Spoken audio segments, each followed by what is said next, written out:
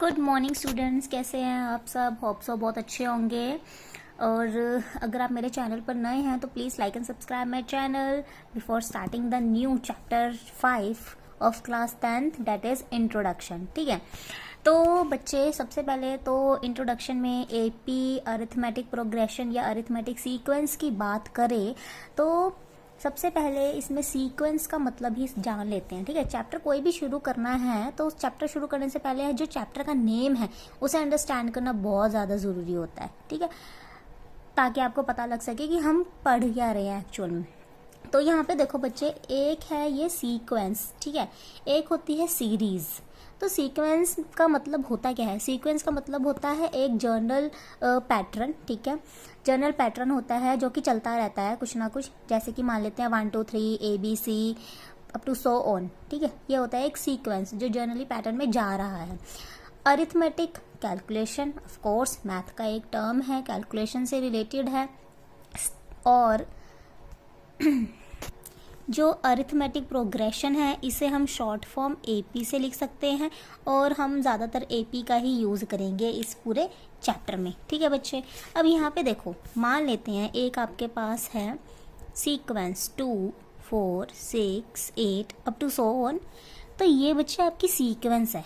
Series क्या होती है यहाँ पे वैसे है नहीं, आपके चैप्टर में बता देती हूँ जर्नल नॉलेज के लिए। सीक्वेंस होती है जैसे प्लस का साइन अगर वो कैरी करे बीच में, तो ये होती है सीरीज, ये है सीक्वेंस। अब यहाँ पे जो ये नंबर दिख रहे हैं आपको, हर एक नंबर अपने आप में कहलाता है टर्म्स। क्या कहलाता है वो? टर्म्स। ये है अपने पास A1, ये है अपने पास A2, ये है A3, ये है A4। तो ये सारे के सारे हैं टर्म्स। ठीक है बच्चे, अब अगर मैं A2 में से A1 को कर दूं माइनस, यानी कि 4 में से 2 माइनस करे तो आता है 2। फिर पहले मैंने इसको इसमें से माइनस किया, अब इसको इसमें से माइनस करते हैं। क्या है ये? A3 minus A2, A3 minus A2, that is 6 minus 4 is equals to again 2 आ रहा है। आप 6 में से 8 को भी माइनस करके देख लो, ये भी 2 आ रहा है। तो इसे हम बोलते हैं अपना कॉमन डिफरेंस, जिसे हम D से रिप्रेजेंट करते हैं। और A1 is equals to A होता है, जिसे हम बोलते हैं फर्स्ट टर्म। ठीक है बच्चे, पता लग गया फर्स्ट टर्म कॉमन डिफरेंस क्या होता है। उसके बाद हमने क्या करना है, इसकी हमने जर्नल टर्म लिखनी है। ठीक है, तो जर्नल टर्म, अब जर्नल टर्म क्या होगी? ये जैसे मैंने एक सीक्वेंस लिखी है ना, अब इसको देखो जर्नली कैसे लिखते हैं। पहला होता है A, दूसरा आएगा A प्लस डी, तीसरा होगा A plus 2D, A plus 3D, A plus 4D, A plus 5D and so on. यानी कि इसमें A क्या है? 2, A प्लस D है 4। कैसे? देखो, अगर A की वैल्यू है 2, D की वैल्यू हमने अभी फाइंड करी ना, कितनी है? 2 2 ही निकली थी अपने पास, है ना।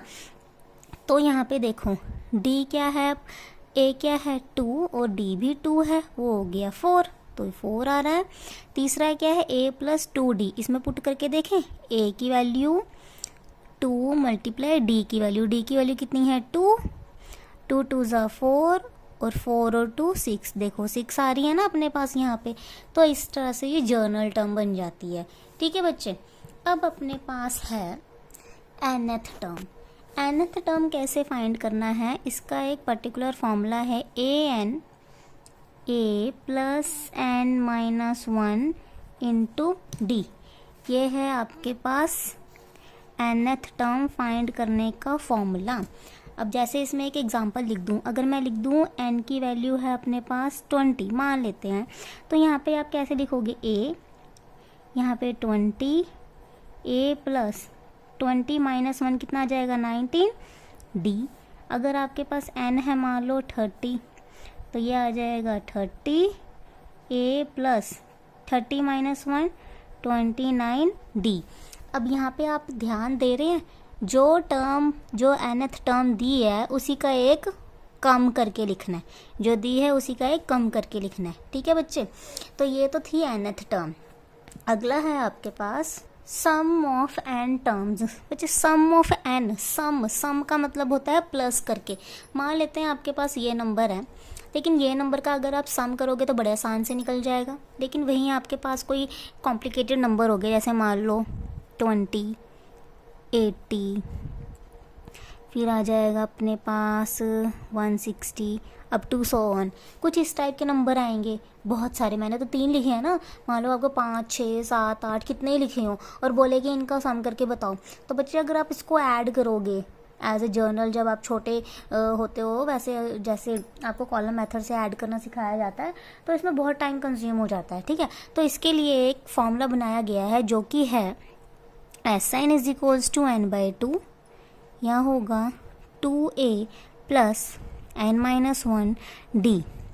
तो ये है आपके पास सम ऑफ n टर्म्स फाइंड करने का फॉर्मूला। ठीक है बच्चे, और अगर मान लो आपके पास एक लास्ट टर्म गिवन है, तो क्या फॉर्मूला बन सकता है इसका, n/2 a प्लस l। अब लास्ट टर्म से अपना मतलब क्या है, अपना मतलब है कि मान लो आपको फाइनाइट नंबर दिए गए हैं। ठीक है बच्चे, फाइनाइट नंबर दिया गया है। फाइनाइट का मतलब क्या हो गया, मान लेते हैं ऐसा दिया हुआ है 2, 4, 6, 8 अप टू 20, तो ये आपके पास a होगा, ये आपके पास l हो जाएगा। ठीक है, और यहाँ पे आपको पुट करके आंसर फाइंड आउट कर लेना है।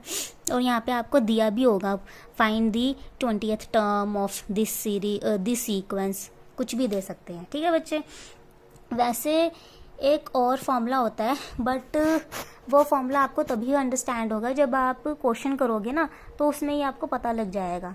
तो इंट्रोडक्शन में तो वैसे इतना ही है, होप सो आपको समझ लग गया होगा। तो स्टॉप करते हैं आज के इतने ही। ठीक है, कल हम करेंगे अपनी exercise 5.1 start. Till then bye bye.